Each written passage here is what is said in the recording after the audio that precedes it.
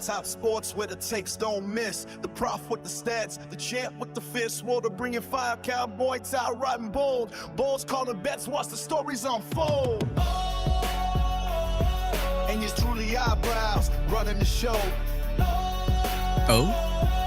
It's High Top Sports, baby. Let's get it. Let's go. Good evening, good afternoon, ladies and gentlemen. Welcome back to, in fact, the best day of the week. Happy to have you back. Good to see you. Miss all of you. It's been a while since I've seen you. Not too long. But Wednesday nights, they always got a different vibe. They're always a great time. Got a great show in store for you. A couple of visits sprinkling in for the Florida Gators that we will be talking about. Then I asked the chat, I'm going to ask the boys tonight, what are our concerns right now headed into 2026? Is it O-line? Is it D-line? Is it quarterback room? We're going to take a look at this defensive line because we lost Brian Taylor to the portal. I'm not quite sure he has much eligibility left. And we're starting to look around, and the depth in this room has me concerned. So I'm going to ask Clark. We're going to ask Swolder their thoughts on it. We've got a game to start off the show as well that I'm excited about. We'll see who gets it right. Dave's already throwing the flag. He thinks that Hollywood will get it. I think Hollywood gets it as well. And I got a fun little tidbit today. I was getting my hair cut today, and the lady cut my hair. She says to me, she goes, "You have some kind of nostalgic smell." That's all I'm going to tell you. She was describing my cologne. She was just, and I'll give you one more hint. Maybe you guys can figure it out. She goes, it's not gross. This is going to sound gross. It smells like I'm walking through the malls back in the early 2000s. That's what she said. Very interesting way. I loved it. She nailed it. She knew what it was, too, once she figured it out. But interesting way to describe a sin, I thought. Anyway, that's what it smells like anyways. I thought when she was telling me I was going to smell like the back of like an Astro van or something. Anyways, the boys join us here. We got Hollywood. We got Swolder. Good to see you, gentlemen. We got a jam-packed one. How you boys doing? How we doing? Besides the cold weather, I think I'm doing pretty good. Tomorrow is supposed to be like high of 39, low of like 19, or high of 35, low of 19, something like that. North Georgia gets pretty frigid up here. But hey, look, we're at the end of the season. We have a national championship game. Hopefully there's the tropical depressions coming next Monday. But other than that, Swolder's been fine, man. Had a great weekend. It's Wednesday. It's High Top. It's the best day of the week. Let's get it. Let's go. Someone got it right. The comments said bro's wearing Axe chocolate, bathroom polo. Kyle Wright got it right. Fierce by Abercrombie. Hell of a guess. I can't believe somebody got that. Old Spice. Wow. I love it. Hollywood, what's up, big dog? Man, the weather's a lot better here in Orlando than it is where Dave's at. Started raining a little bit tonight, so it's gonna get cold in the next couple days. But man, I'm enjoying life down here. Enjoying the nicer weather. I don't have to suffer through 30s like Dave. What are we doing? I'm enjoying life. We're getting tan in the middle of January. Isn't it gonna snow up there for you, Davey?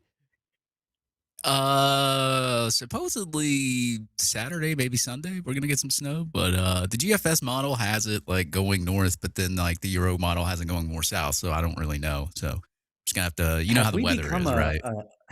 Have we become a freaking weather podcast? Bro, I think we have. You see the GRS model? We are everything but sports, brother. In the morning, I've got Cody yelling silver stock constantly talking about. The guy tries to talk about everything but sports. So at this point, who knows? We're cologne. We're weather. It's shambles. Shambles. Yeah, I don't know what to do anymore. I mean, you get everything here, right? I mean, on High Top Sports, it's not. I mean, that's honestly that's true. You really don't have to turn on anything. Like we can get political. Yeah. I'm kidding. Let's not do that. Easy. No. Whoa. Easy. No. Whoa. We can. What are we missing? What are other topics that we can throw into this? We got stocks. We've got the weather. We got sports. What's another like main thing that people like to do? Maybe like traffic updates. That would be the last thing. Movies? I think we need. Oh, I love movies. I could do a movie. We could easily do movie reviews. Those find their ways in. Those. Can we do a Shone's cologne review? No, I've clearly my cologne smells nostalgic. Okay, I don't change. I don't even smell it anymore. I just had it for forever. It's wife loves it. I don't mind it, and we rock and roll. We got a game, boys. You ready to go? It's gonna be quick. It's gonna be a graphic, and you're gonna have to tell me it's one of those graphics where it shows you all the collegiate teams and their positions, and you have to guess which NFL team it is currently. All right. So. Oh, I'm going to fail that. I know you are. I feel bad for you, but I knew you're going to. You might get it. You might get it. I don't think you're going to get it as fast as Hollywood, but you might get it. Congrats, Hollywood. Go.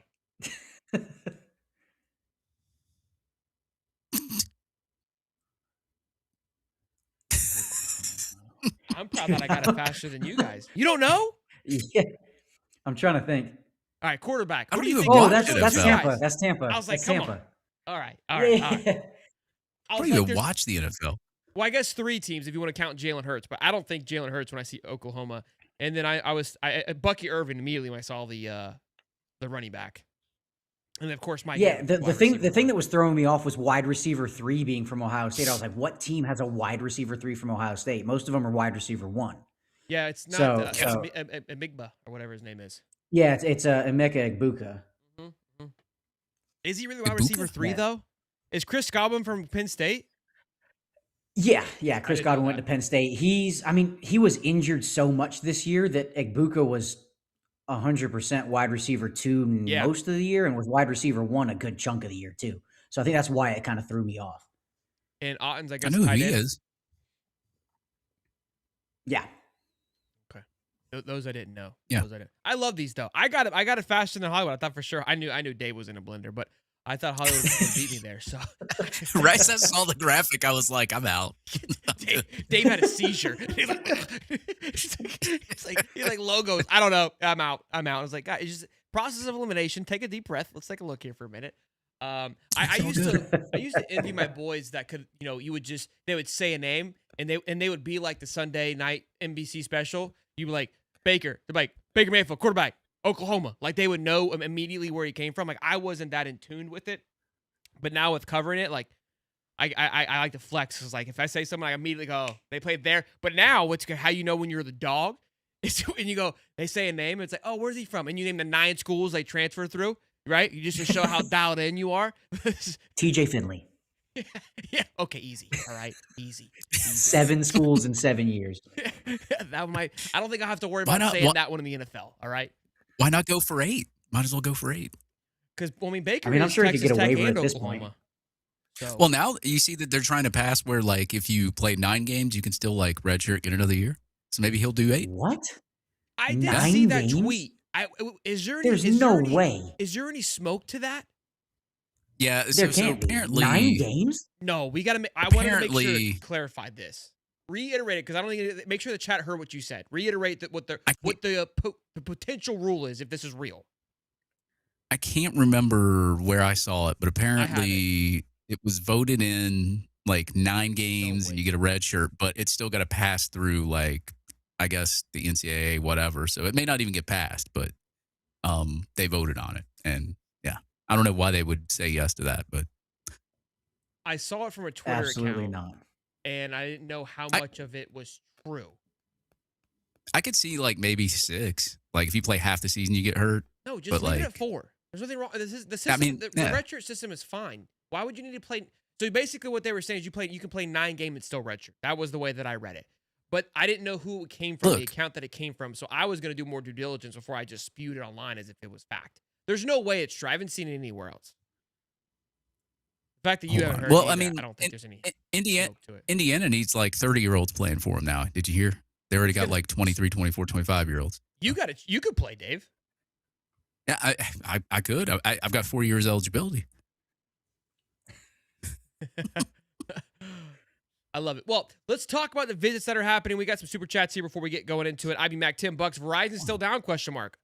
Okay, Work out now that arm. I Hold guess on. we are the news think- cycle. I guess we're providing updates on for Verizon. Subscribe to High Top Sports for the best coverage in America. High Top Sports, we know what discovery means. Yeah. So according to the last thing I saw on the internet, Verizon's still down. Yes. Okay, there it is. We've covered all assets on this show. The last thing we just need a traffic update. If somebody can provide, if somebody's driving right now and give us I don't care where you are, that would be. I can log on Waze. No. Okay, go ahead. Go ahead. Can we, The traffic looks fine. It's Okay. like 6, just go. 8 o'clock at night, you know? Got $5. Can we do show and clone of it yet? We can't do that. We've got some visits though happening Good. here. 3. We talked about one of them this morning, the defensive lineman. I'm not going to try to say his name again. If you want to, Clark, you can. Defensive line help, and then we've got wide receiver from Oklahoma State and USF, defensive back also visiting. We talked about this earlier this week as well. It feels like if you're visiting at this point with where things are in the cycle, these are probably going to commits that are going to happen. The wide receiver one is going to be, he's a 5'11". I know you have his stats, Hollywood. I'll let you kind of go over that, or at least you tweeted it out or shared it to some facet, his PFF grades. Just another body into that room, which we do need. And the DB room, which we talked about on Monday show with Stephen Harris about us probably needing another body. I like this pickup as well if he does become a Florida Gator for the depth in that room. There's still a major concern on defensive line, even if they do add, I'm not going to try to say his name, the defensive lineman from Baylor, which we'll get into as a separate topic. But Hollywood, I'll pass it to you on these two gentlemen right here. Your thoughts on how these are rolling out. Yeah, so I guess we'll start out with the wide receiver, just because he's somebody that's interesting. Started his career at Nebraska, had 2 solid seasons early on in his career I just had the stats up here, couple hundred yards as a freshman, 6 catches, 237 yards, and 3 touchdowns. So a 50% touchdown rate when he caught the ball. Averaged 23.7 yards per catch as a true freshman. Then in his sophomore year, the catch number went up, yards went slightly up, but no touchdowns, with 13 catches for 25 yards, a 19.6 yard per catch rate. And then transferred to Oklahoma State, only saw action in 2 games this year, redshirted, announced he was going to enter the transfer portal in redshirt in October. So he got out in front of it, and now has 2 years of eligibility remaining. Somebody that's from Omaha, Nebraska, and is a solid speed guy. I thought the next guy that they'd try to go get would be a bigger bodied guy. Maybe somebody in the 6'1" to 6'2" range. Yeah. But I don't hate this guy's ability and production early on in his career. I don't 100% know why he chose to redshirt. I tried to look it up and Google it, and didn't really see anything. So it's one of those situations where I'm not super certain as to why. But hey, if he's somebody that Florida thinks they can add to the room and add some depth and add some talent, I'm all for it. And then I think it's Jonas Duclona, who's the DB from USF. Originally from Fort Myers, Florida, played at the same high school as Devin Moore, and started his career off in the Big Ten, transferred back home to USF. I really like him. He's a little bit on the smaller end for an outside corner at 5'11", but had a really good season in coverage last year for USF. And if he's somebody that they can add as a depth piece, I think he's somebody that could help Florida this year. And if he's able to get a redshirt year for the season that he only played 4 games, I think it was at Wisconsin, then he could have 2 years of eligibility remaining as well.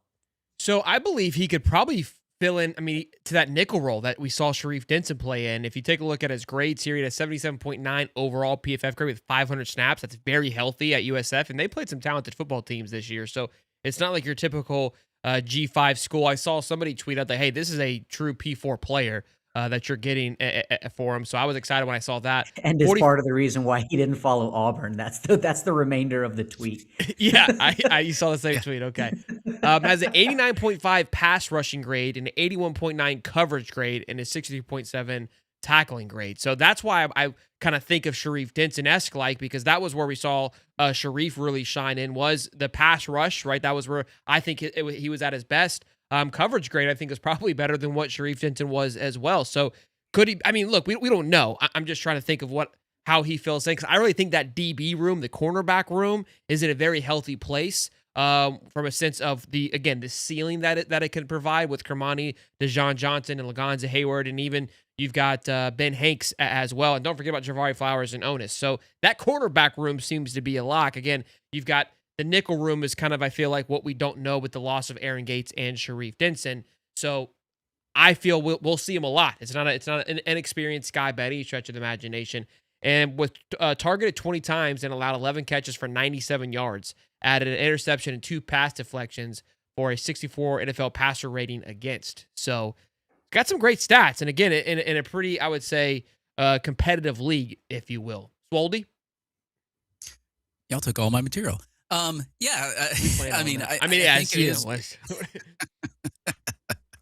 think it's good though. I think right now, portal wise, is there. I still think there's some important spots that they need to get starters from. But I think right now, especially with what we have gotten from the portal, I think now you're just looking in for guys that can kind of fill in, maybe play a tweener kind of backup role, or maybe starter role, or rotate out or something like that. So, I do like the USF guy and his grades. And, obviously he's like Connor said, he's a little undersized there. But I mean, look, the part of the DB's job to be back there is to really cover more than anything. I mean, you still have to tackle and everything. Somebody gets to the second level. You just hope that they don't. But he's got really good coverage grades, pass rush grades, overall defensive grades, 74.6. So I think, just from what we've seen from him and like his grades, I think that it's worth, taking a shot at here too. Of course, we talked about the Oklahoma State guy, the wide receiver. He would probably come in as well. I think we need one more spot there anyway. So pretty intriguing there from, I guess, a transfer portal standpoint. And of course, I think we've seen like at least 10 to 15 wide receivers at Florida anyway. So so at least the coaching staff is doing their due diligence of getting these wide receivers here, checking them out, seeing what they're about, and seeing whether they can play them or not, or what their attitude's like or whatever. So at least they're getting these guys in here and saying yes or no, and they keep rotating some of these guys out and then bringing more guys in and making sure that they really get the right guys. So I do like the fact of, what the coaching staff is doing and really trying to find that right person for that position. No doubt. The comment section never fails. TJB3396 says, I keep getting these commercials for weight loss and dieting. I'm literally sitting on the sofa with a container of Reese's and a bag of Cheetos.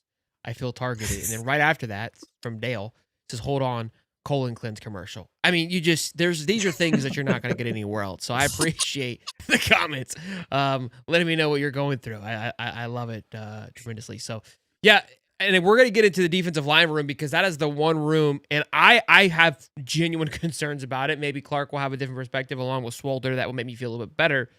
But I do have it. I do want to pull up this tweet from Breakdown here that I thought was interesting. So SEC coaches who came from the AAC have taken different approaches to how many players they brought from their previous school. Summerall, 2 guys, kicker and a punter, and which were arguably some of your best in the country. And I think we can all agree that that's probably the one thing that translates from G5 to 5. Doesn't matter. A football field is a football field, and a football that you're kicking is the football that you're kicking. So love that. I think the best 2 transfers that you could get. I think that we were a little surprised on that, and at the same time, because there were some talented guys. The edge rusher that ultimately committed to Tennessee was one that I think we all were kind of wondering about. Shaz Preston, the wide receiver, ultimately committed to Indiana, who I think that was a target at one point. So there was some talent on this Colorado team. Another interior defensive lineman, he went to Colorado. Those were some of the top 3 that I would think of that Florida felt like, well, hey, if we want to go after it, we can get them. I wonder how much of that was, Summerall saying, no, we're good. We know we could have used some defensive line, so I think that there is a little bit of a head scratcher. But Golish took 13 from USF. I posted a tweet on this because I was like, if a lot of people wanted Golish at one point, if he would have done to the Florida fans would have burned Gainesville down. Auburn is burning Auburn down.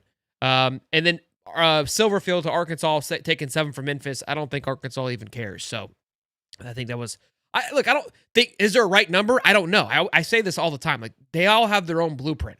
Like I just said, I wouldn't have minded if we take, and there was a couple of DBs and a safety from Tulane that I wouldn't have minded if old Summy would have dabbled into it. But at the same time, he knows his players better than we do.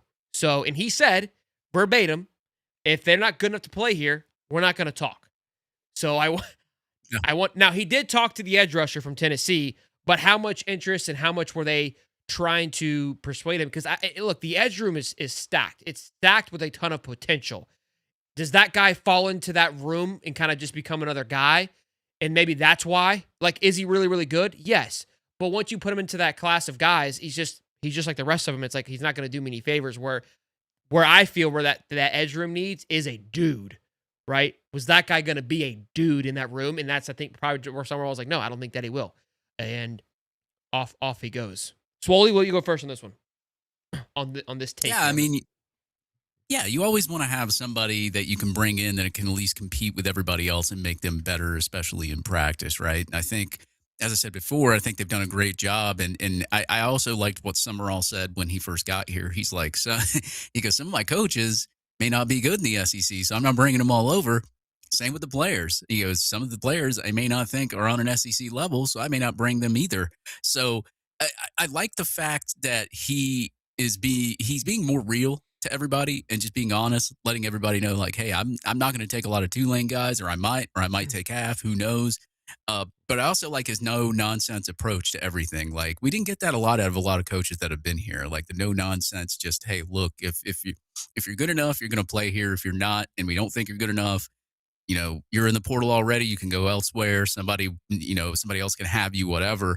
But as far as like the overall job that they've done in the portal, like I'm thoroughly impressed. It's been a long time since we've had urgency in the portal, as we all know, and it's been a long time that we can finally look at a portal class regardless of where it is ranked, right? Because I know a lot of people get into the rankings. I kind of do a little bit too, but also you only want to take players that you need absolutely for positions. You're not worried about rankings in this category, in this aspect, and you're trying to take players that will fit your system. That will be good on the field in your system with a certain defensive coordinator or an offensive coordinator. So, the names that we have gotten, I've looked at film on a lot of these guys, and I like what I see. It's all about putting it together, coaching them up, and I like what they did O-line wise. D-line, I think there's maybe still some work to do there, but of course, that's for the coaches to decide. It's not me. I'm just a fan. I just sit here with a microphone. So, but I did like everything that they've done in the portal so far, and I'm curious to see who else they add here towards the end of it. And I know that the national championship teams, they get like a 20th to the 24th in the portal as well. So, you never know who's going to enter the portal from there and get in as well. So, I mean, there's still plenty of time to add people and subtract whatever the heck they want to do. But they've done a good job so far. Hollywood? Yeah, I mean, I can't really say much more than Dave. I agree. I think they've done a good job in the portal so far. I know Florida fans would have gone crazy if John had brought the number of transfers that Golish did to Auburn with him from Tulane to Florida. So, like you said, arguably two of the best specialists in the country and the kicker and punter that were at Tulane. And would you have liked to see maybe one or two of the higher end guys from Tulane come over with him? Maybe. But I think they've done a good job of filling needs. I think there's a couple more that they still have to address. But all in all, to this point, I think they've done a solid job. Michael says, yeah, it's going to be like the Auburn Bulls. Yeah, they're calling us the Georgia Tech Yellow Jackets. I think the 6 guys that we got from the Georgia Tech were pretty sound too.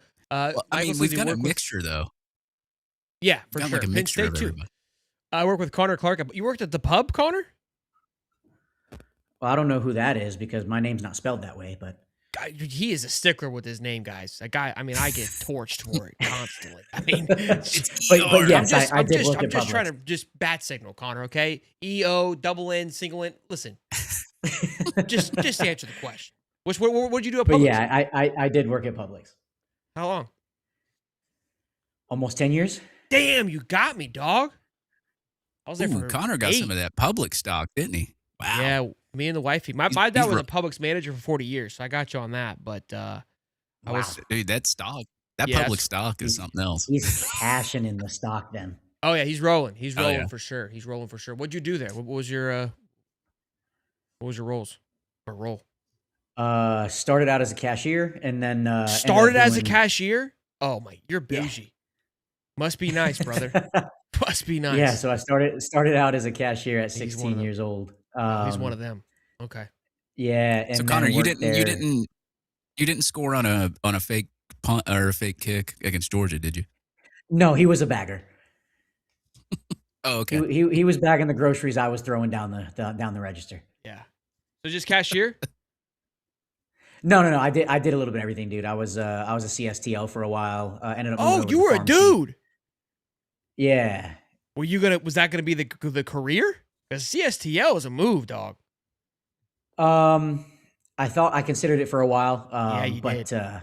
You sucked. You got sucked in. Yeah. You got sucked into the cold. I was close. Yeah, I ended up transferring over to the pharmacy and worked at a hospital that Publix owned the pharmacy in, and I was ready to stay there for the long haul. That was a cushy job.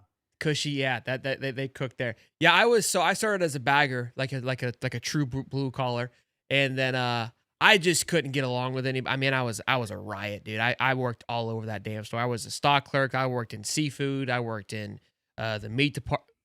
I'm not even gonna go that far with it. I never worked produce. I worked the cold cuts, filling the stocking those up. Man, I did it all. I did it all. I never made it to the bakery. I did cashier for a little bit. I finally found my way to cashier, but never a CSTL. Never one of those guys. I'm afraid to say something about the meat department because you're going to make a mom joke. Yeah. CSTL. Oh, man, you learn something new every day. That's like manager status, boys and girls. For those you don't know, like you take that step. That means I'm business. I'm about it. That's a hell of a move. And now look, here we are. They make good money. They do well. Let's talk about this. Let's actually, do you want to play the Todd Golden clip, and then we'll get into the defensive line? I asked the chat what they're most concerned about, so we'll get into that here in just a minute. I think it'll be interesting to get everyone's perspective. There's also almost 700 people in here, so if you could smash the like button, that'd be greatly appreciated. If you are new, welcome, and smash the sub button as well. We're trying to get to 50,000. Scott Camp, 14 years in the bakery. I mean, look at that. That's just Publix family everywhere. Man, Let's play it. A lot of Publix in here. That's a lot of Publix, yeah. A lot of pubs. Pub subs. Let's Pub subs. Let's play the clip. Time with Coach Summerall yet? We you know what, we were able to talk on the phone a couple times, you know, and down the stretch of him, you know, being able to get this job and kind of get going here. And I just love everything about him so far, like just his mentality and, you know, just the way he's approached becoming Florida's head coach. Like, you know, obviously, you know, a bunch of people were talking about Kiffin. He's, I don't care. I'm gonna come in here and win, dude. I don't, you know, whether they wanted him first or not, I'm just gonna find a way to come in here and win ball games and figure out the rest. They've been really aggressive and I think really intentional with their ads in the portal. Like they put together a very good roster, and most importantly, and I think he deserves a lot of credit for the retention piece. You know, getting Bob back, getting Woods, Miles Graham, VB3, Dallas Wilson. Like we got the guys back that we needed to get back. The guys that, you know, are difference makers and playmakers. And then obviously getting Buster Faulkner on the staff and bringing over a lot of the success that they had at Georgia Tech.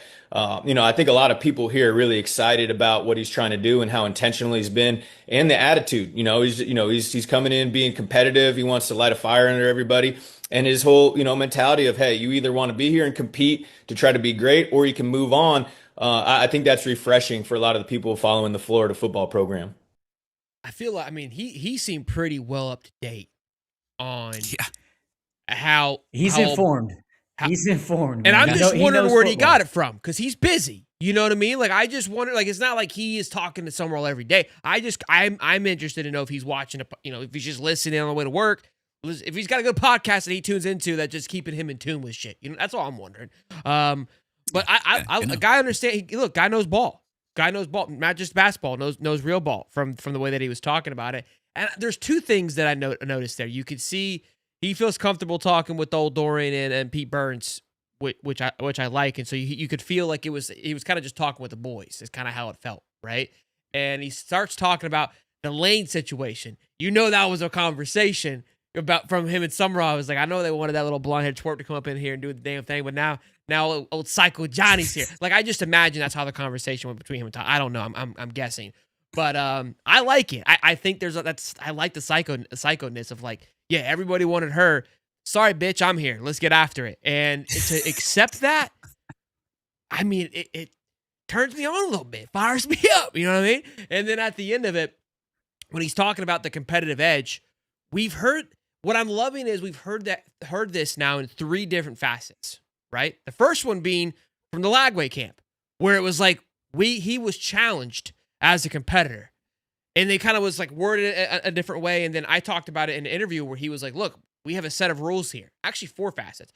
A set of rules here that we apply by. Want nothing but the best from. We wanted to be here, but here's how we're going to do things." Then Harrison Moore talked about his time and his conversation with Coach John of like, yeah, everything's going to be competitive. Everyone's got to earn their spot. And then now Todd Golden from the Clouds, the basketball coach, right? Who finally just buzzing Katz's head, getting us dialed back in, brings it up as well. That's not propaganda. That's what's being fortified through the university right now. What I think is what's really kind of knocking everybody off. The fact that that's making everybody turn heads is upsetting. That's surprising that there's competition going on, right? I'd be like, that shouldn't be a new thing. But it is new. It's refreshing. I'm glad that it's refreshing. It makes you wonder why it wasn't the standard, but I digress. Hollywood? Yeah, I think first and foremost, like you mentioned, the fact that Todd was that in tune with everything that's going on, and you can tell by the personalities of both Todd and John, they're going to be competing with each other. So Todd went and won a national championship. John's going to want to do the same thing and be like, "Hey, I did it too. Now you're going to have to do it again." And I think they'll feed off of each other. And I think when Florida was at its best was when Billy Donovan and Urban Meyer were there. And you know the relationship that those two guys had when Billy went and won back-to-back and Urban won 2 in 3 years. So for those two programs to be successful together is huge for the university, and it's great. And I think those two will feed off of the competitive nature of the other. Now, what that means on Saturdays, no freaking clue. But I just know I love how tuned in Todd is to the program and how that John is. I guarantee you, if you ask John about the basketball team, he'd be able to tell you similar stuff because he's that bought in, one, to the university because he wants to be the guy here for the long haul, and he's just competitive. And he wants to know the best way to get the best out of his players. And how do you do that? You go talk to coaches that have won at the highest level. And Todd is one of those people. And I always like to make sure that I iterate this because, we're in the honeymoon stage. I think we could agree on that. We're very excited with how things have been handled and where we Absolutely. are. And look, and everyone likes to give me flack because of how I was with Napier, and I don't regret how I was. When you're in a relationship, you're all in and you're supportive, and that's where I was. Once it ended, I've got a little bit of a clearer vision of how things were. I was abused, okay, and now I can speak about it.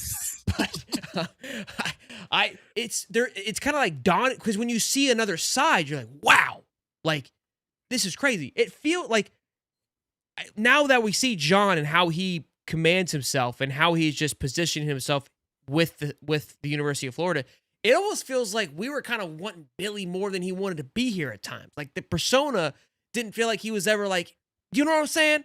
Like now that I see it, like John literally wants to die here is the vibe that I get. Like the way he sits in his office, he's like, yeah, I'm like, it may not be as decorated and as cute because he's just like, I'm just here for business right now. And it's slowly growing per interview, which I think is cool.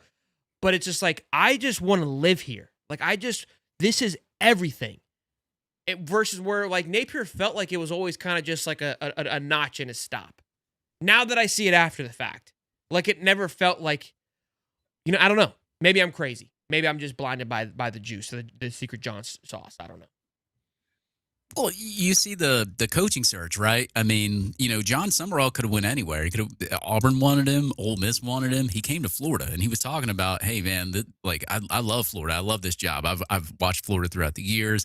I mean, you've heard him talk about it, but what I really like about Summerall and what I've noticed about him is he's very authentic. It's like there's nothing that I can find fake about the guy, or at least assume something would be fake. Like he's not out there just promoting. He doesn't even promote himself. He's just like, dude, he goes, I got a 5-year plan, but I want to win now. He's like, screw all this stuff. Like I want to win now. And like he does, I feel he doesn't sleep. He has like 4 and 5 a.m. tweets when I wake up and I see him and I'm just like, wow, this dude's already up and at him and he's going after it. So it's like, I like his sense of urgency.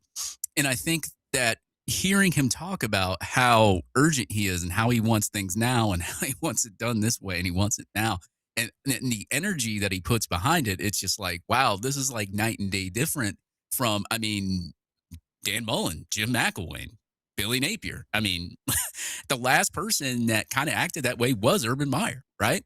Urban Meyer was a very intense coach. And so is John Summerall. And that's what really has me pumped and excited for Summerall, because even though you may not get the result you want year one, because like, come on, it's a coach's first year. You're not supposed to like go to a national championship or anything, but he's going to want to, right? That's going to be his attitude. So at least the attitude is there, and at least the will to win and the realism that you can see when he talks is there. And that's what you respect out of it. And now he's just got to put it together. And whether it takes him 1 year, 2 years, 3, 4, he's going to get it done. Yeah, I think it's hard, especially in the beginning stages. Like you said, Shelton, we're in the honeymoon stage right now. Everything that he's done to this point has been essentially the exact opposite of what we saw early in the Napier era. So naturally, we're going to think, okay, this is going to be different. Yeah. And it's kind of hard as a fan that's a diehard and seeing this stuff happen the way it has to kind of hold it back. We obviously want to be as real and as honest and as authentic as possible. So at the end of the day, everything that's happening right now is off season, and what happens on Saturdays in the fall is ultimately going to dictate the success and the longevity of John Summerall's career at the University of Florida. But Yeah. everything that he has done to this point in the possibilities of what's available to him has been top shelf. He's gone into the portal. He's grabbed really, really good players at positions of need. He has retained the 5 young core pieces to this team that everybody in Gator Nation said, hey, we have to find a way to keep these guys. And if you don't, you might be screwed. He's gone and assembled and backed up his comments from his introductory press conference of, hey, like it's been said many times, my guys that are coordinators or my guys that are at Tulane, I love them. They're not going Ready. to coach in that capacity here, essentially. Yeah. Now, that wasn't to say, and I know there was a lot of pushback on this when it happened, that he wasn't going to bring guys over from Tulane. But he didn't bring them over. Like, his offensive coordinator is the quarterback's coach, his defensive coordinator, linebackers coach. And he said, at the University of Florida, we have to light up the scoreboard. He went out and got arguably the top offensive coordinator candidate in college football in Buster Faulkner. So I get the people that have the apprehension because it's still just over a month into his tenure at the University of Florida. But to this point, he's done damn near everything that Florida's fan base has been asking for the last 4 years. Mark Scott, I don't know why he's so grumpy. The love for Somersault is crazy. I don't know why he's such. You think it's the hair loss that's getting to him? Do you think why he's so frustrated? People keep saying my mic's slow. I've got this thing cranked up to max volume. I'm doing the best I can here, boys. So look, $2. Turn your mic up. I'm screaming, brother. Okay, I mean, it's loud to me in my ears. I don't know what else you want me to do. Laugh my ass. Shelton was a meat man. Listen, come on now. Let's not get carried away here. $2 from T-Dub. We need to go get Coach Sully on this movement. What movement? Oh, Sully, maybe? Martha Beers, $5. Hey guys, did you hear our coach on the show today? Sports scene on our WRF. It was awesome. Also, I want to hear my song tonight. Go Gators. I misplaced your song, Martha. I reset my computer and I've lost the link, so I have to get it back. I don't know if I'm going to be able to get it tonight, but no, I have not heard Martha, Coach. And by the way, Martha, that photo you saw on X, that wasn't real. Okay, and don't feed too much in the photo. Let Martha do whatever she wants. Okay. Okay. All right. Yeah. And what? Hey, look, Mark. Did you eat carbs today? Is that why you're in a bad mood? Something's wrong. Yeah. He likes to be part of. He's big in with TD Gator and Blue Orange. Like he just living in that negativity world. I think he's a closet Miami fan. If we're being honest. I think it's just. I think he is too. Yeah. Let's take a look at the chat. Let's see what the people have to say. So I asked the question: biggest concerns for. It's crazy we have not 430 likes. We have 440 votes. I mean, it's 2 clicks, brother. All right. What is your biggest concern, chat? I asked about D-line, O-line, quarterback room, and secondary. And the winning position group, drum roll, what do you gentlemen think it was? From the fans' perspective. D-line. Offensive line. One of you were right. And Dave, you are 0-2 this evening, brother. It was the O-line that they are concerned about. I have more concerns on the defensive line, so that's what we're going to talk about. Maybe we'll have a whole show discussing the offensive line, but let's dabble. Let's take a look here. Now, I'm going to mention this, and I already know what's going to happen in the chat and in the comment section later on. George Gums and Tyreek Sapp don't play for the team anymore. Why is he showing us this list? I know. Brian Taylor. Okay, I know. I took the PFF grades. They haven't removed them yet, okay? That's besides the point. We can still count and we can still look. I know they're not on the team. Go ahead and do your comments. I know they're going to happen anyways. All right. So what I wanted to look at, we're looking at it from a depth perspective. I wasn't necessarily even concerned of the scores, but the scores aren't very green either. But my concern is the depth. And you want to get about 18 to 20 dudes. Now, keep in mind, we don't have our recruiting class associated in these numbers as well. But right now, we have Brendan Bett, that's 1, McLeod 2, Mabachu 3, Lyons 4, DK 5, Emmanuel 6, Wiggins 7, Woods 8, Cameron James 9, Kofi 10, and LJ 11. Am I missing anybody? So 11 total linemen, including your edge rushers, obviously. Again, that number needs to be around 18 to 20, and I think you have 3 coming in. One of those are which are considered to be an edge. 2 of them are probably considered to be edges. Either way, so now you're up to 14. And you have a guy that's visiting this weekend, or two guys, right? I think there's 2. No, there's just one. The Baylor, another Baylor kid visiting. So, concern? I'm going to pass it to you, Hollywood. Yeah, so I think there is legitimate concern about D-line depth. So obviously you lost a guy like Mekhi Barrow to the portal, prototypical nose tackle, 6'5", 350 pounds.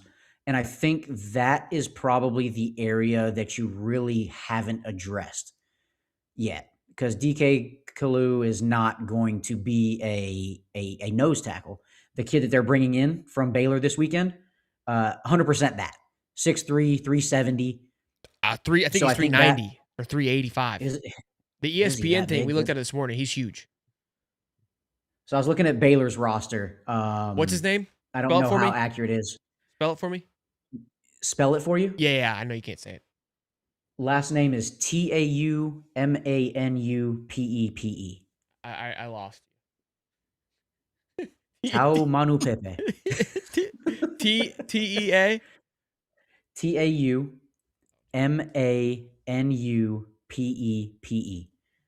Sam YouTube. Yeah, when I clicked, I'm pretty sure. Yes, 6. What did you say he was? 6'3", 370. They've got him listed at 376 on Baylor's roster. Okay. Maybe I added a few pounds from strength and conditioning. Go ahead, continue. Well, yeah, so I think nose tackle's a legitimate position where you need to add another piece. I know Jamari Lyons has played a good bit of that over the course of his career at Florida, but you can't have just one. You have to have guys to rotate. So I think this is probably somebody that they very well could bring in to add depth to that position. I still think you need another defensive tackle. So to me, you have to add definitely 2 more defensive tackles in this portal class. So I understand the concern for the lack of depth along the defensive line. Now, it's not even the fact. I mean, we haven't even missed on anybody. We haven't even hosted anybody. So what is our thought process on that? I mean, we've had 19 wide receivers in 2 days, but not many defensive linemen. Why do we think that is? Is the portal maybe lacking? Dave, do you want to take that? I honestly don't know. I mean, like, I think their concern right now is start to fill up some of the smaller spots, I guess, until they could get to D-line, O-line. I don't know. But I do know for a fact that there is an extra portal period for the national championship teams, right? Are they waiting on that? Is there some guy that they have targeted from Indiana or Miami? I don't know. Indiana, they're all 36. So yeah, I mean, still, they're all 30. Hey, look, you want a 36-year-old in your D line. I mean, well, whatever. the 2 teams that just lost, Ole Miss and Oregon, they're still processing guys out. So correct. that's Correct. I would agree with that. There is still those teams you're still seeing Oregon players enter in as well. So there could be to that point those 2 teams as well. Go ahead. Yeah, and players have until tomorrow to officially announce their intent with their university to enter the portal, and the university has 48 hours to process that paperwork. So you could still see over the next 72 hours players from teams that have been done playing for 2 weeks, a month, 2 months that could still hit the transfer portal. Now, I will say trenches in the portal, 1, are at a premium. There's not as many of them, and the good ones are gone fast, and they're very expensive. Yeah. With And with us losing that's the concern. Micah Baror, do you think we should have just kept him, or at least maybe paid up? They attempted to keep him. I don't know exactly what the NIL figure was that he got from Ole Miss to transfer over there. But I mean, at the end of the day, if you lose one, you've got to find a way to replace it. Yeah, the O-line and D-line usually in the portal are the most expensive of positions outside of quarterback, right? So, maybe I don't know how much money they have left. I don't know how much money they're willing to spend, but I hope it's a lot because they're going to be expensive. Well, there's not much. There's like you said, there's not much left available. So Deontay Robinson just entered into the portal, and I was looking. We all are familiar with him. He left us to go to North Carolina. No bueno. You don't want him. Connor already He won't be knows. coming back to Florida Why do you say that? because it's 'Cause not he going just to happen. won't. Okay. Yeah. All right. Well, my point to We that cannot- is I felt No probably that most people felt the same way. And this was last year. He was the 12th best rated defensive lineman last year. So just disregard. There's still one left from FSU, Mandrell Desire. He's the second best rated defensive lineman as of now. The Twins. Oh, wow, that's huge. Yeah, so they haven't gone back yet because there was some anticipation that they would return. No, they did officially enter the transfer portal today. Paperwork and everything has been submitted. Oh, so they didn't save him. They did not. So I kind of made the comment of like we will never take one from FSU. Will we take him? Not sure on that yet. Okay, all right. Terrence Green is another one that's expected. He's from Oregon. Again, I'm talking about him. He was redshirt 6'5", 273. Probably put on some weight, but he's got the size there. So that's another one that's available. Again, Deontay Robinson he's still probably the 15th rated defensive lineman, right ahead of Micah Baror. So, and Santana Harper was right after that, who went to Colorado. So again, kind of just viewing this defensive line room, you can kind of see where are these guys are going to ask for much. Are they worth it? Is going to be the question. Amaris Williams went from Auburn to Georgia. We remember Amaris Williams. He was committed to Florida, flipped late.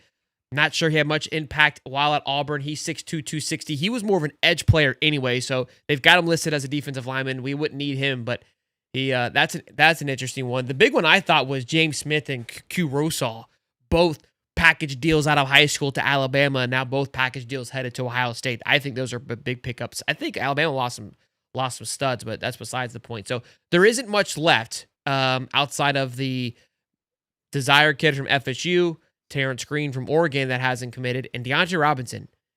Those are your three best guys that are available. And Emmanuel, the guy we got from Jacksonville State, Bruv from England, he's right up there with the rest of those guys that I just mentioned. So, I don't know. Yeah, part of me is not that half of me is concerned, but part of me, the other part isn't, just based on the fact of how they've moved in the portal so far. So I have a little bit of confidence and they know what they're doing in a way, but also from a fan standpoint, you're looking at it like, wow, this is a concern, right? So I don't know what's going on in that room. So as far as from a fan standpoint, of course, yeah, there's some concern, but also there's a quiet confidence with me just based on the fact of how they've moved so far. Fair enough. That's interesting for Dave to be competent. Where's the we back meter at with this? Oh, it's already hit over 10. So we're good. Okay. All right. It's like at 12 now. Wow. So. Do we think we start going after a starting level defensive tackle? I feel like we just answered that, kind of, sort of. I hope so. Let's wrap up with basketball. Almost 800 people in here, boys and girls. Smash the like button, subscribe.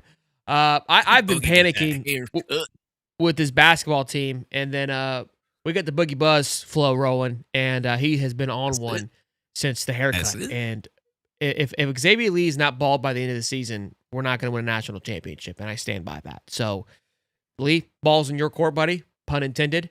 And hopefully, I mean, look, just do what's right. Do what's best for the team and cut that flow off. But they've been rock and roll. We got a big game against Vanderbilt on Saturday. I'm going to try to do a watch party for that one at 2 p.m. I'm going to pass the buck to Hollywood here. Obviously, I've had my share of panic. Finally, Boogie is starting to look like what we all anticipated Boogie to look like. I am still not a believer in Lee. Has he played better? Sure. He still is the same thing as, from my opinion, still getting quiet in the key moments is what I feel. Now, to push back just a little bit, if Boogie can play the way that he is, Lee doesn't necessarily need to be a hero, right? I think what we got in Walter Clayton as a point guard was not typical, right? That was kind of an anomaly of how he played. Typical a point guard is a quiet guy that facilitates the ball, makes the ball move very, very well. Now, you can have a clutch guy, don't get it twisted. And I feel like that's where the team put up 90 points was what we looked like earlier on. Against that Arizona game, when we were flowing, I was like, okay, we're going to have a different type of style of basketball this year where our guards may not have to shoot lights out, but the way they can facilitate the ball and move the ball and drive to the hoop and keep everybody on their toes is going to be huge. Now, could it be just that matchups have favored Florida for the last couple of games? Yeah, absolutely. I still think that we're going to struggle with big physical teams like Houston, like Arizona, like Mizzou played us as well. So that'll be interesting to see. Vanderbilt, I think, falls into that category that Tennessee played a lot of ball last year where they're heavy three-point shooters, which we've had success with on stopping that. And also, look, three-point shooting teams can also catch hot, and it's just there's not much you can really do. So that's where that plays a huge factor. And again, I think Vandy played, obviously, they beat Alabama. They have similar playing styles, and it was more so who just came out on top. So this is going to be a good matchup for Florida. It's going to be something that challenges them. It's going to be very similar, I think, how Georgia, what Mike White's offense is where everyone just gets hot. That's a fun look. If Mike White could get some talent, man, I like the way that he coaches, but the problem that they continue to struggle with is they don't have a guy they can lean on in Florida. And look, if Boogie can keep playing like he has, feel confident in him. Thomas Houck obviously is a big player that we've been relying on heavily. Very excited about it. But Holly, I'll let you get after it now. Dave, you sure you don't want to talk about basketball for a minute? He's still trying to figure out what NFL team was from earlier, okay? Give the guy some break. Yeah, I mean, I can go a little bit. Of course, I'm not the biggest basketball expert, but I've noticed, obviously, they played Dartmouth, whatever. That was, I don't even know how to say that school's name. They're going to blow them out anyway. But yeah, I noticed the Missouri game, obviously, they lost by 2. When Boogie and Lee don't have a great game, Florida doesn't have a great game, right? Or they have a close game, or they have to edge it out, right? Against Georgia, Boogie and Lee didn't really score a lot, but Thomas Houck and Condon scored 21 points apiece. That's usually what put them over Georgia there. But against Tennessee, Boogie Flan, 23 points. You beat them 91-67. Boogie Flan, 15 points against Oklahoma. You beat them 96-79. All we really need is for our transfers just to score in the double digits, right? Thomas Houck, Condon, all the other guys can do their job, right? For the most part, right? We just need the transfers doing their job. Kind of what I've noticed just basically from this season. And now, look, Boogie's got that cut. He's starting to boogie now, right? I think Xavier Lee, he needs a little buzz cut. Hey, if you want to come over to my house, look, I'm already losing my hair. I get a buzz cut just about every 2 weeks. I probably just need to cut the whole damn thing off. Agreed. But still, come on over here. Hey, Lee, if you want to come with me, I'll shave my head if you shave your head, and then we'll go play some ball. How about that? I think one has more to lose, but I like the approach for sure. Yeah. Hey, look, that's all I got to add, man. I'm not the biggest basketball expert, but at least I can put that out there for you. Ruben Shinyulu has been on an absolute burner too. I forgot to mention him. I think that's the biggest thing that I've noticed in this little run here is I actually put a tweet out during the Oklahoma game, and our guy Malik Grady actually hit me with the stats and helped prove my point. So I think the biggest difference right now with Florida is Chinyulu's progression on the offensive end. He's always been a good defender. He's been a great rebounder, but he's starting to find his footing on the offensive end. His touch around the rim's been fantastic. There used to be times when anytime Ruben touched the ball outside of 5 feet from the rim, you were screaming for him to give the ball up. Because, if he faces brick. up, he was like Shaq from the free throw line, but from 2 feet away. Bro, blew my mind. I was like, this guy is literally towering over. Just drop it in, Rube. Just drop it in. Yeah. But he's looked so much better. All credit, and Carlin Hartman has done a phenomenal job developing Ruben Chinyulu. But Rube's touch around the rim is vastly improved. And I think the thing that I've noticed most significantly is his free throw shooting. Ruben, I think last year was around a 50% free throw shooter on the year. Since the first of the year in these last few games, he's shooting almost 81% from the free throw line. Wow. Looks much more comfortable. The stroke looks a lot smoother. Pause. And he's playing phenomenal basketball. He's got the Now, stroke. you know what you're going to get from Thomas Houck. He's going to be your best player on the court, and your most consistent guy. I think he's averaging about 17, 18 points a game.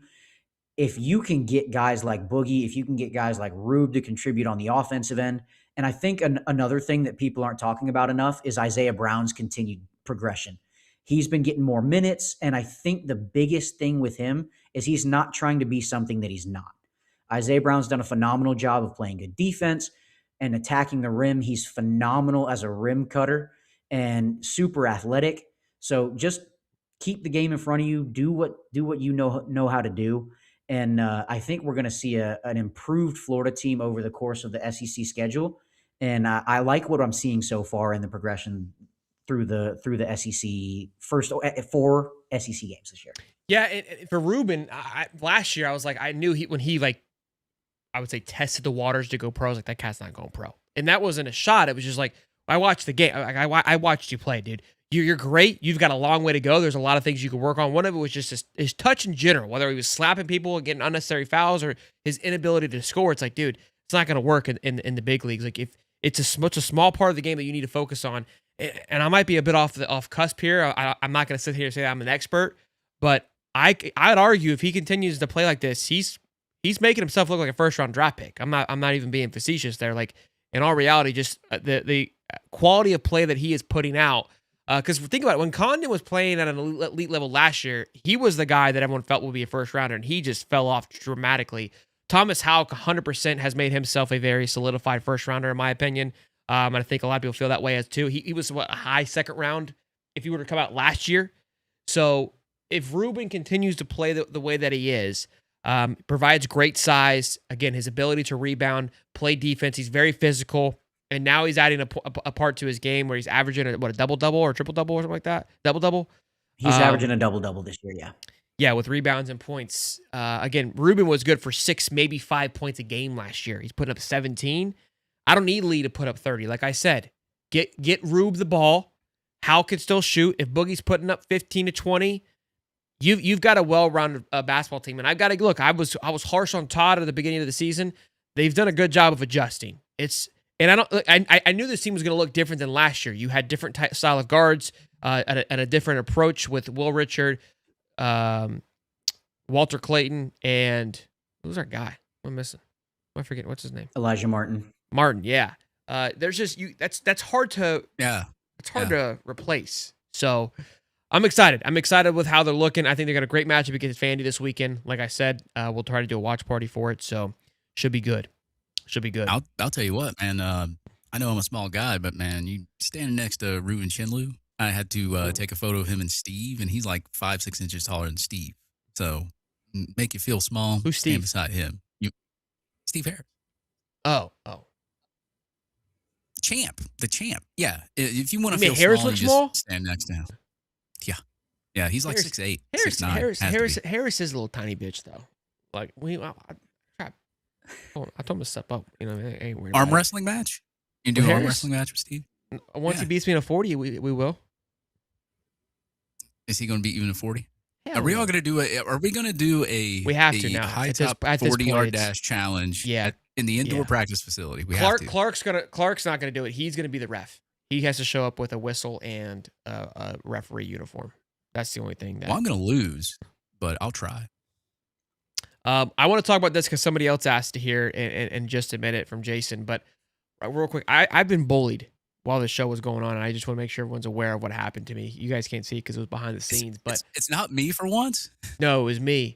Martha Wow. messaged me. She goes, "I'm sending you my song, the one you sent me in this link. Okay, don't lose it. Okay." Yes, ma'am. So we have the song to end it, and I won't Don't lose lose it, it. Martha. Yeah, I mean, golly. I mean, just getting absolutely bodied. Also, if you guys like NASCAR, we here at High Top Sports started a new channel called High Top Sports NASCAR. Very excited about it. Something that I love. And all last year, I was debating whether or not I wanted to start it. And I go, if we're going to start it, we're going to start at the beginning of the year. But let's see if we can fully, stay in tune with it. So if you guys like it, head on over there. Check it out. They're making a left turn. We're going to have a good time with it. Beyond excited. And they just changed the playoffs completely. So they're reverting back to the chase. If you hadn't heard about it, we spoke all about it. So go check it out. And then we're going to wrap it up here. Jason, Lane out here grabbing quarterbacks like he's on a supermarket showdown. What is going on with the Gators quarterback room? I mean, the quarterback room for the Gators has been set for 2 weeks. We didn't wait till the last day. I mean, we tried to tell you that the quarterback room was good to go. And I'm not going to sugarcoat it. I mean, I think that he's done a good job of putting a room together from a on paper perspective. Sam Levitt obviously be the number one quarterback available in the portal. Has he signed yet, though? Is it officially signed? Okay, all right. So yes, great. he has. Great pick up there. And then they added Huson Longstreet, the former five-star quarterback from USC today, as their backup quarterback, which seems to be a little bit of a trend. You've got Dylan Raiola headed over to Oregon. Dante Moore announced he was staying. So a former five-star, 2-year starting quarterback in Dylan Raiola has basically agreed to, I'm going to sit on the bench for a year. I got to be honest with you. Like an injury? The cat wasn't playing anyways. Exactly. He wasn't going to be playing regardless. He snapped his fibula in half 3 days ago. He wasn't going to play. So it's not as honorable as it. Look, kudos to him. Love it. I think it's a great move for him. Also, Deuce Knight to Ole Miss. I believe they've signed Walker Howard and a few others. So that looks like it's going to be open quarterback room. So a lot of schools are these 5 stars, and I love it. These 5 stars are going, hey, I don't need to be the guy. Let's just go somewhere I can be developed. I'll still get paid, but are willing to sit behind somebody, which I respect tremendously. I love it a lot. And then they've got a kid from Elon. It was the school. That's their third quarterback. So looks good, flashy. If you ask me, do we have like maybe the star power in Sam Levitt? No, but I think we have a very sound, healthy room with a lot of upside with the likes of Will Griffin and Tramel Jones and Aaron Philo. Again, I'm not too worried about it or concerned about it. Would I have paid Sam Levitt $6 million? No, I wouldn't. So that's my take on Sam. Personally, I don't even think he's the best quarterback in the portal. I really don't. I don't think so either. No. I think Josh Hoover is, personally. But I think Sorsby's good too, but I liked Rocco too. I liked him, Rocco, and Sorsby. I think he's him. I that's a tough one on Rocco. I like Rocco a lot too. I'm a big fan of Rocco. But I think the quarterback room. Hey, real Rocco's quick, Jordan Seaton, $3 million. You guys paying him? No. Whoa. For a guy that's always wanted to pay, that's a big one there. A guy that wants to make a video about transferring. No, I'm not paying the dude. You're transferring. You're just going to transfer. You're not going to make a video. Sorry. Okay. Clark, Hollywood? Hey, you got your day in the sun. You got to commit. You had your little ceremony. You did all that. Okay. You don't need no video. You don't need no ceremony for transferring in the portal. You just need to go to a school and transfer, be a happy player, and be happy that you're there. What I love about the show are just the takes that we get. Like Cody this morning was just screaming about paying him, and then I've got a complete 180 feel of Dave of like, because he made a 30-second video, Dave wants to just burn his whole career down. Like it just the different sauces we get. You know, you never know. We're waiting on you, Hollywood. I don't know what to expect now. I don't need a social media star on my team. I need a football player. I need a football player. He's still going. Let's wait. You may have one more. Go ahead, Car. Okay. I think a player like Jordan Seaton is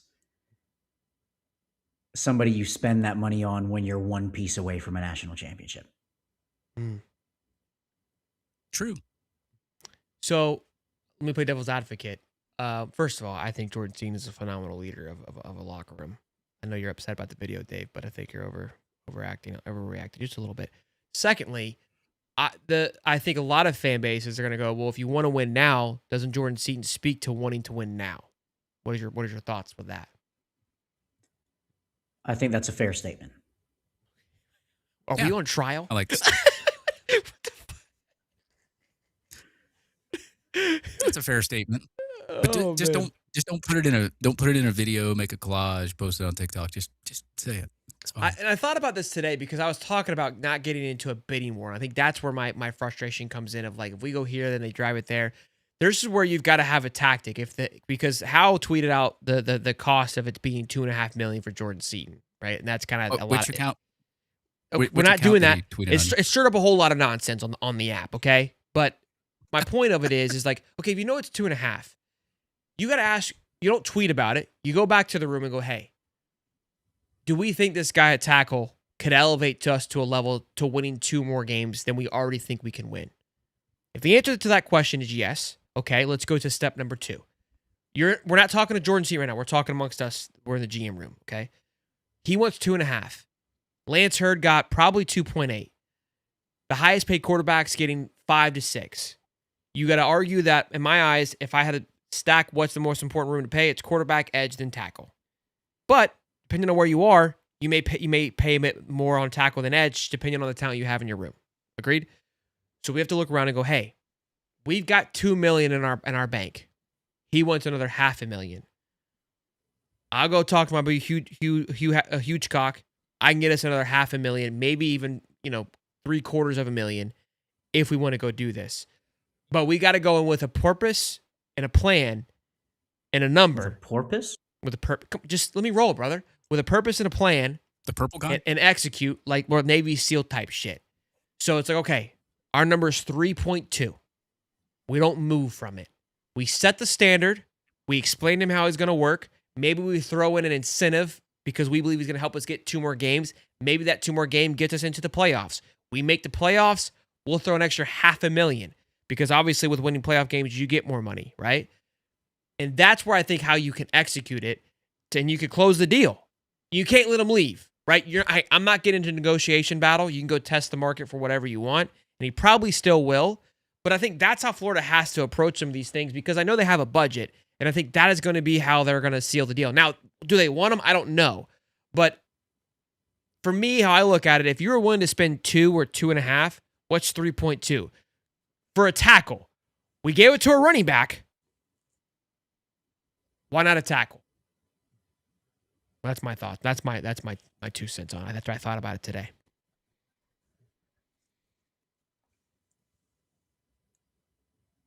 So I think a lot of that also has to do with what style of offense you're planning on running.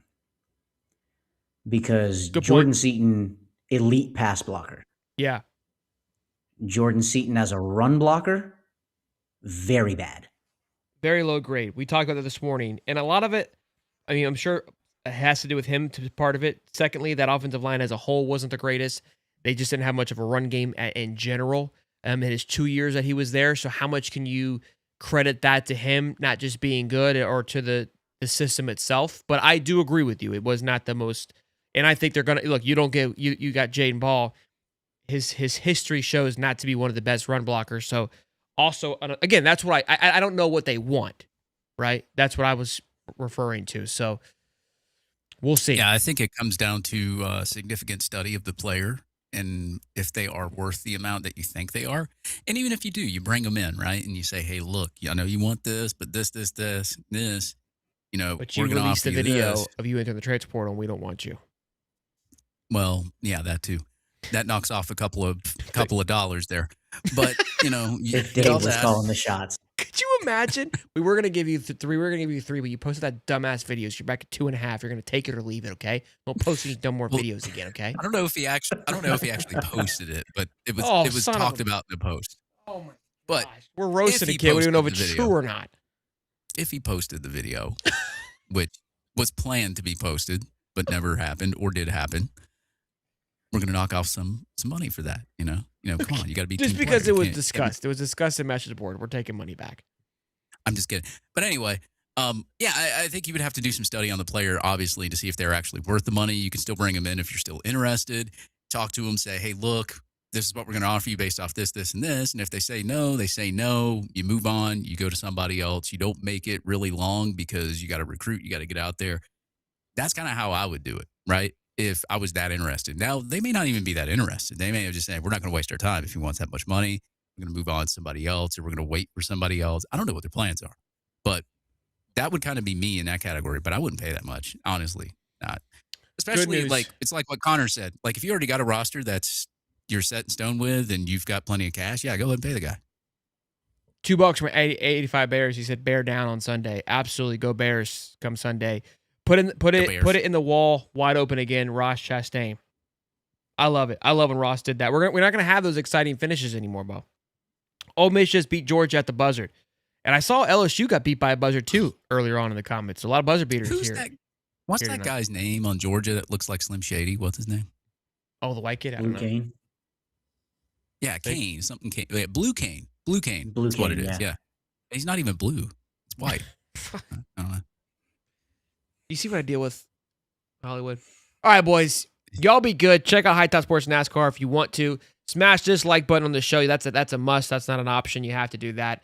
Subscribe as always. Mrs. Scott, give Mark a hug. That old son of a bitch. Y'all be good. Have a great Martha's song. I know. I have it pulled up, Dave. I have it pulled up. I don't want to get in trouble. I agree. I agree. I'll see you boys tomorrow live for our morning show, live at about 7:15 or whatever the hell I wake up. So you guys have been loving it. Probably going to do a call-in show, so be there, be square, be good. Hollywood, Swolder. Well, hey there, y'all. Peace and love, baby. This is Cody. Sitting here with Miss Martha and her sweet sister on the line and a cold one in my hand. Chat room done dragged her into this mess. It's Martha Mondays, baby. Yo, it's Cody from High Top. Orange and blue in my vein. Got Miss Martha on the porch, twin sister on the phone, ringing again. 70 years young, but she still throw the horns up.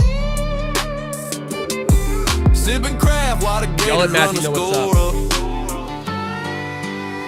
Sweet tea and cold brew, orange and blue. Martha and Cody, what we finna do? Crack a can, rated 1 to 10. Gator chomp on the porch, Martha Mondays again. This IPA tastes like a